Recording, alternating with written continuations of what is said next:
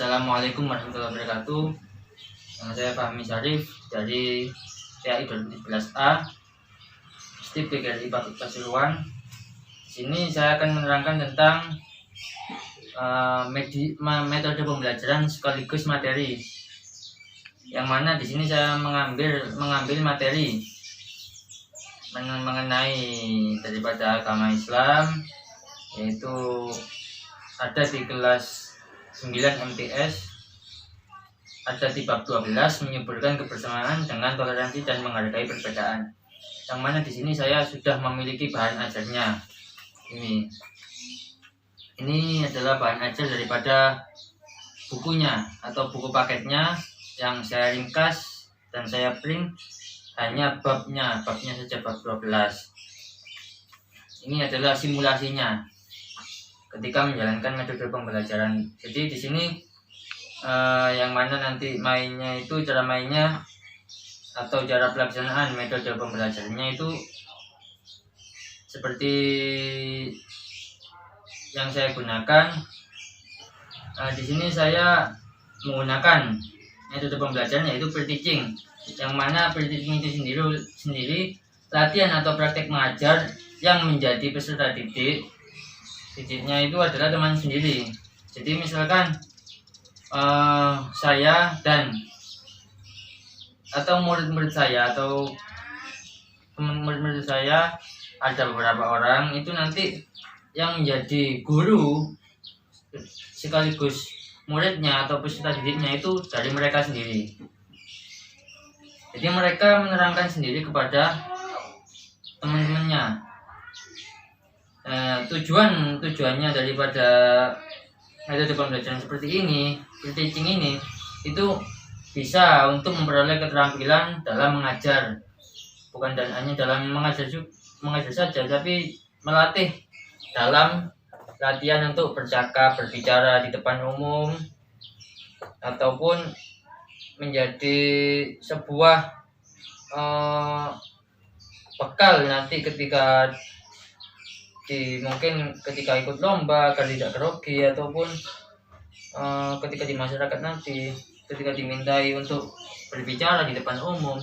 Jadi ini menurut saya sangat membantu sekali. Jadi dilatih sejak dini. Ini kan termasuk daripada kurikulum K13. Gurunya hanya menjelaskan sedikit, nanti siswanya yang mengajar seperti gurunya atau yang memahami sendiri. Ketika nanti sudah selesai, gurunya menambahi atau ketika ada yang salah bisa membenarkan apa-apa yang salah daripada yang diterangkan dari peserta didiknya atau murid-muridnya sendiri. Jadi di sini saya akan menjelaskan daripada materi ini menyuburkan kebersamaan dengan toleransi dan menghargai perbedaan. Di sini di halaman awal jika kelihatan ini ada yang paling atas sendiri, yaitu foto tentang berdoa bersama. Ini ada yang Islam, ada yang Hindu, Buddha, dan sebagainya. Dan ada seperti sajian makanan, bukan berdoa kepada makanan ya, berdoa untuk mungkin ini keselamatan, berdoa menurut kepercayaan sendiri-sendiri. Kemudian ini ada foto Bhinneka Tunggal Ika. Bhinneka Tunggal Ika ini dalam artian di sini ada baju adat. Ini di dalam satu negara Indonesia. Ini ada Jawa Barat, baju Jawa Barat, Jawa Tengah, DIY, Jogja, Jatim, Maluku, Irian Jaya. Kemudian ini Kalimantan Barat dan lain sebagainya. Dan ini adalah lambang-lambang partai politik. Ini hanya sebuah contoh. Ada partai PKB, PAN, PDIP, Demokrat, PKB, dan lain PKS dan lain sebagainya. Golkar, banyak semua di sini. Kenapa dalam awal-awal ini banyak foto yang berbeda-beda daripada beraneka ragam dalam satu negara? Karena ini adalah toleransi, materinya tentang toleransi keberagaman, kebersamaan. Kemudian isi materinya yaitu yang pertama membaca ayat Al-Quran tentang toleransi dan menghargai perbedaan.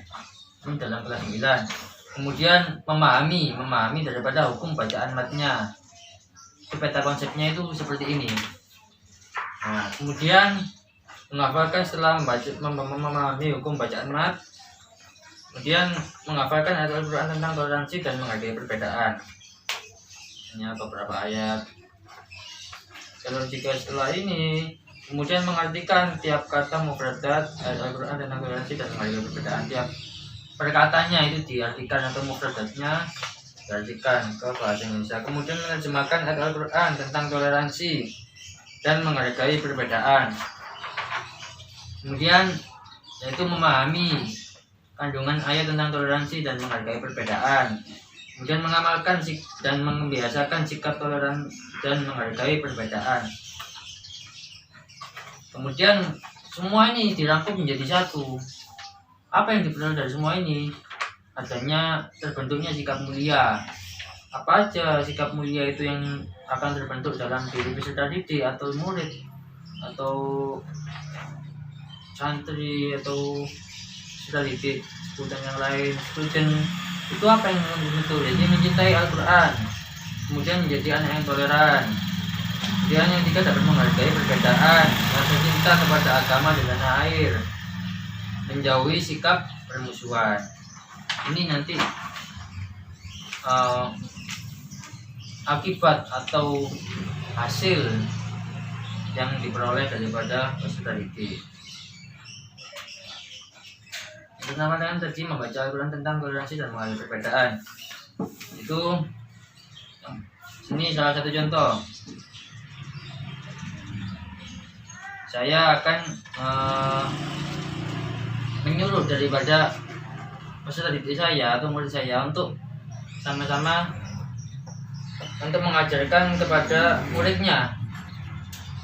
Salah satu contoh ibaratnya ini, saya ibarat daripada peserta didiknya, muridnya. Mas Aidir bisa ini. Nah misalkan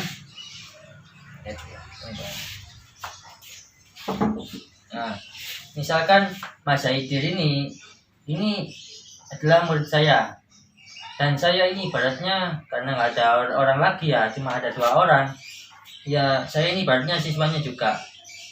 Guru saya tadi menyuruh saya, muridnya, dan ini muridnya untuk menjelaskan ini pada teman-teman yang lain. Nah, misalkan saya akan menjelaskan ini kepada, saya ini temannya Aidir, akan menjelaskan ini kepada Aidir. Bisa duduk Mas Aidir, silakan.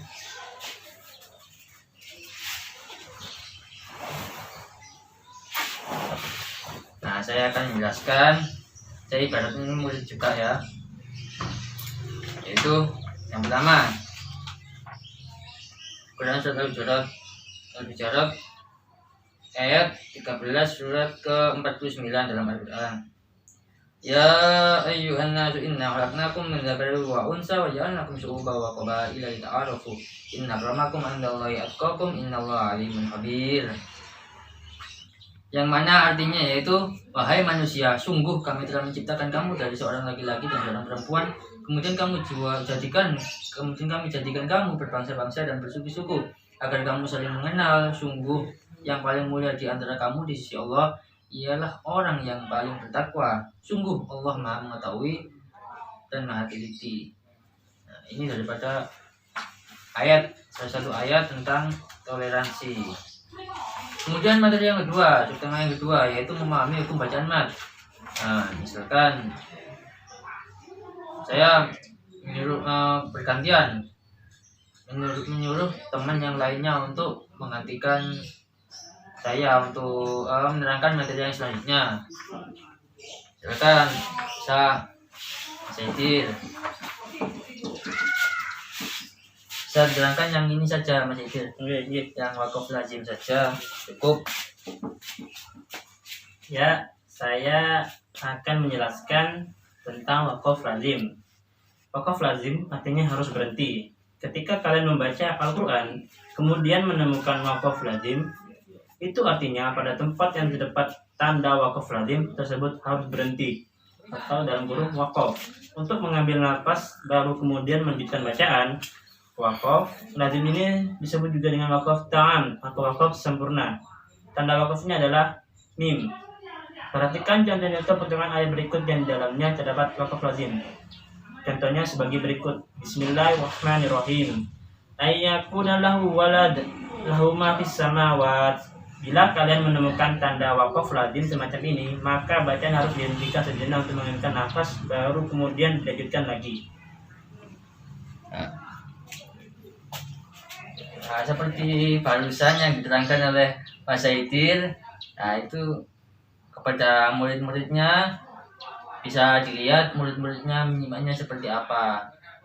Bisa seperti ini misalnya.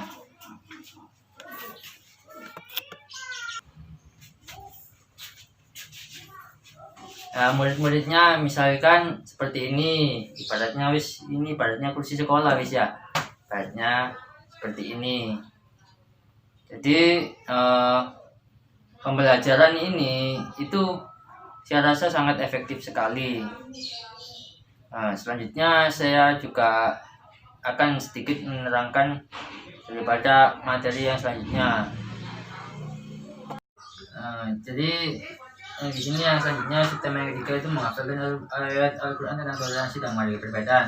Tadi setelah dibaca, kemudian memahami hukum bacaan mat, kemudian yang sekarang menghafalkannya seperti ayat yang tadi Quran surat Al-Hujurat ayat ke-13 itu dihafalkan. Ya yunasu inna khalaqnakum min dzakari wa unsa wa ja'alnakum syu'uban wa qabaila lita'arafu inna akramakum indallahi innallaha alimun habir, itu dihafalkan.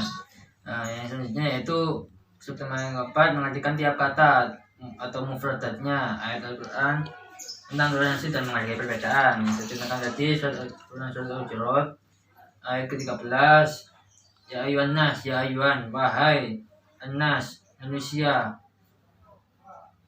Nah, seperti itu diartikan secara perkata.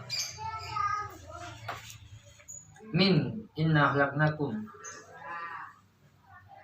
min itu dari dakarin wa unsa, dakarin laki-laki wa unsa dan perempuan, itu diartikan mereka diartikan mengartikan perkata daripada itu agar juga sekaligus mempelajari daripada biar mengetahui artinya apa, biar ini tujuannya agar cepat menghafalnya. Kemudian yang terjemahkan ayat Al-Quran tentang toleransi dan menghargai perbedaan seperti tadi sudah saya terjemahkan. Kemudian memahami kandungan ayat tentang toleransi dan menghargai perbedaan, memahami isi daripada kandungan ayatnya tentang toleransi dan menghargai perbedaan. Misalkan isi daripada ayat tadi itu apa, kandungannya apa. Nah, kemudian yang selanjutnya yaitu memahami kandungan ayat tentang toleransi dan menghargai perbedaan. Apa tadi Quran surat Al-Hujurat ayat ke-13, memahami tentang isinya apa, tentang yang mana orang-orang manusia ini dijadikan daripada berbangsa-bangsa, bersuku-suku, kemudian itu diibaratkan seperti yang lainnya, seperti ada yang suku ini, suku Jawa, Batak dan lain sebagainya, itu bermacam-macam, bertoleransi. Jadi salah satu contoh yang paling sensitif saat ini yaitu daripada orang yang beragama. Banyak sekarang itu orang yang beragama yang mana dimusuhi. Ada yang beragama Islam seperti sekarang di Palestina itu dimusuhi sama orang Israel karena mungkin tidak menuruti apa yang mereka inginkan atau tidak ikut dalam aliran mereka, Yahudi dan lain sebagainya. Itu mungkin saya tidak tahu kurang paham, kurang mengerti konsepnya apa. Ada juga di mana kalau tidak salah itu yang kejadian sebenarnya terorisme atau apa itu di mana di Amerika, kalau nggak salah di masjid apa itu ada yang orang ketika sholat itu ditembaki secara brutal, kemudian mengalami kematian massal. Itu juga ada juga yang mungkin orang beragama lain mengebom gereja dan sebagainya. Itu seharusnya masalah ibadah daripada agama itu kita tidak perlu ikut campur daripada mereka. Biarkan itu menjadi hak mereka sendiri dalam memutuskan memilih daripada keberagaman, daripada kepercayaan mereka.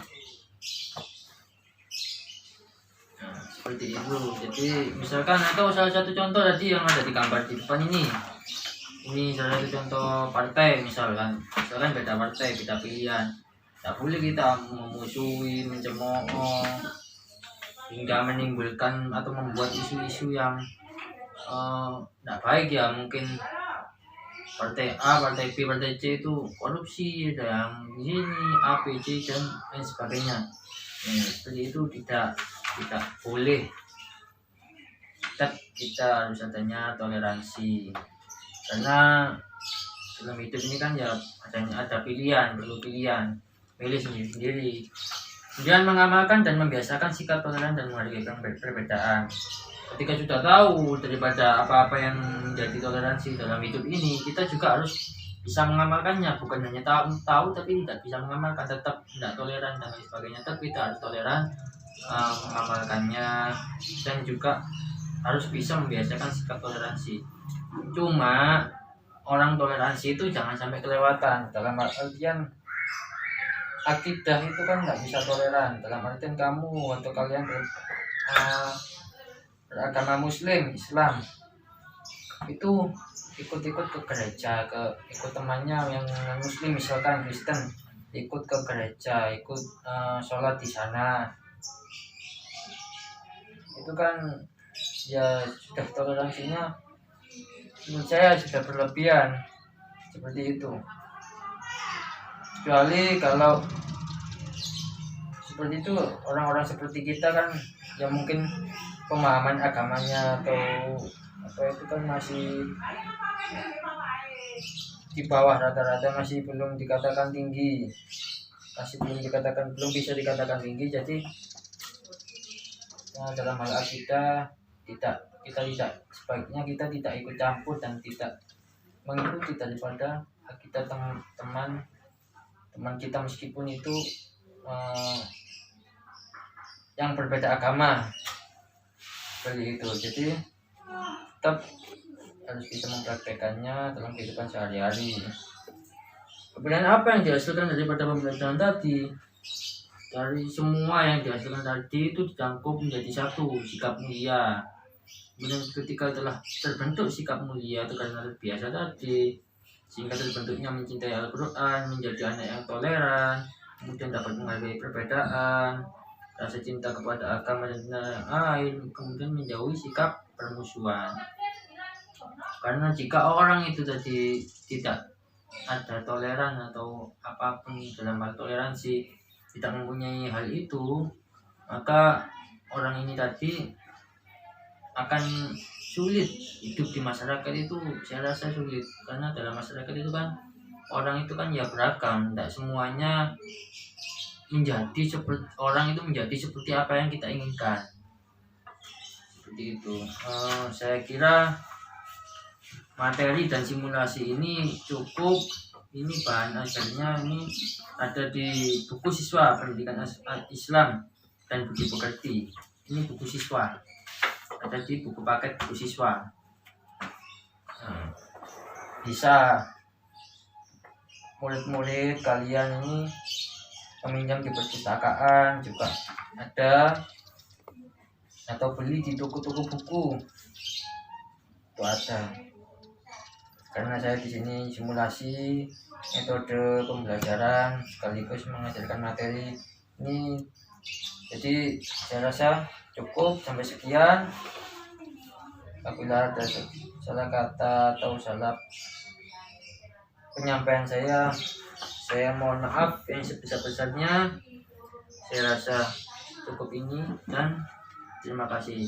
Wassalamualaikum warahmatullahi wabarakatuh.